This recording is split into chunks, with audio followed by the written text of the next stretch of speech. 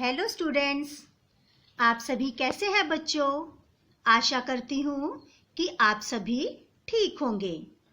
इससे पहले हम हिंदी रिमझिम की पुस्तक के पाठ 1 और पाठ 2 का अध्ययन कर चुके हैं। वह सभी रिटन वर्क कंप्लीट कर चुके हैं। उम्मीद है कि आप सभी ने समस्त कार्य नोटबुक में उतार लिया होगा। और आज हम पढ़ेंगे हिंदी व्याकरण। व्याकरण रश्मि पुस्तक से पाठ 1। तो चलिए शुरू करते हैं पाठ 1, भाषा और व्याकरण। पाठ शुरू करने से पहले ये समझ लेना जरूरी है कि भाषा और व्याकरण क्या है।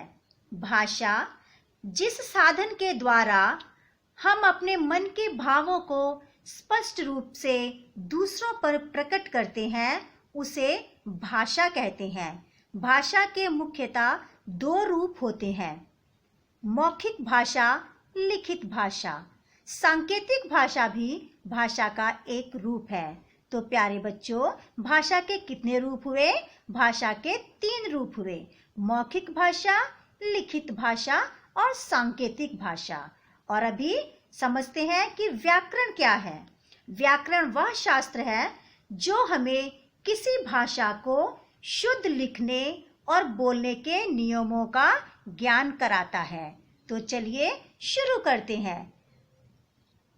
तुम्हारा क्या नाम है? तुम कहाँ रहती हो? मेरा नाम राधा है, मैं बरसाने में रहती हूँ। राम पत्र लिख रहा है, रमेश बात कर रहा है। ऊपर दिए गए चित्रों को ध्यान से देखिए। सविता और राधा बात कर रही हैं। नीचे के बाएं चित्र में राम पत्र लिख रहा है और दाएं वाले चित्र में रमेश बात कर रहा है। वे सब अपने मन के भावों को प्रकट कर रहे हैं। जिस भी तरीके से बोलकर या लिखकर वे अपने मन की बात दूसरों को बता रहे हैं, इसी तरीके को भाषा कहते हैं।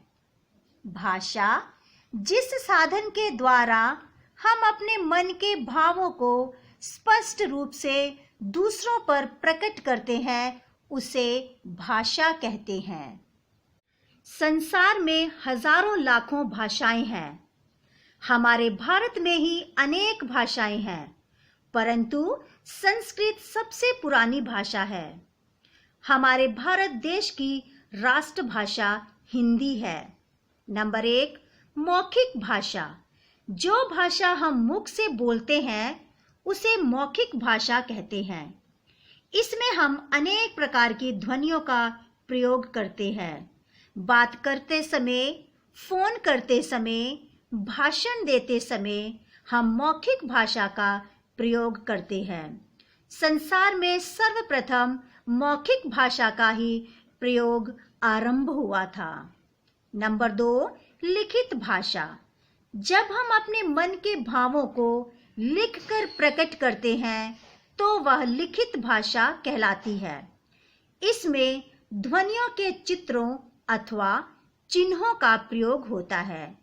किसी को पत्र लिखते समय पुस्तकों, समाचार पत्रों में अथवा किसी संबंधी को तार अथवा फैक्स भेजने में लिखित भाषा का ही प्रयोग होता है। नंबर 3, सांकेतिक भाषा।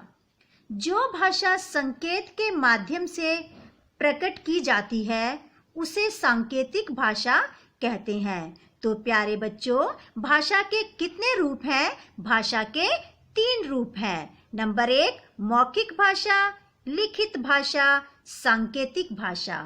नेक्स्ट है व्याकरण। प्रत्येक भाषा के अपने कुछ नियम होते हैं। इन नियमों का ज्ञान हमें व्याकरण से होता है।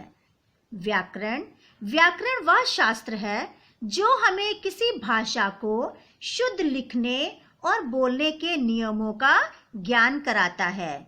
हिंदी व्याकरण को हम 4 विभागों में बांट सकते हैं। नंबर 1, वर्ण विभाग। इस विभाग में वर्णों की रचना, उनके भेदों, उपभेदों और उनके संयोग आदि का वर्णन होता है। नंबर 2, शब्द विभाग। इस विभाग में शब्द, उसकी रचना, उनके भेदों आदि का वर्णन होता है। नंबर 3, वाक्य विभाग। इस विभाग में वाक्य, इसकी रचना, इसके भेदों, उपभेदों और वाक्यों के परस्पर परिवर्तन का वर्णन होता है। नंबर 4, रूप विभाग।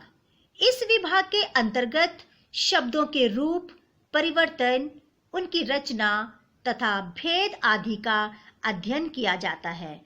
तो प्यारे बच्चों, आप सभी से अनुरोध है कि आप सभी पाठ पुनः दोहराएं। और आज तक के लिए इतना ही। मिलते हैं अगली वीडियो में। धन्यवाद। आपका दिन मंगलमय हो।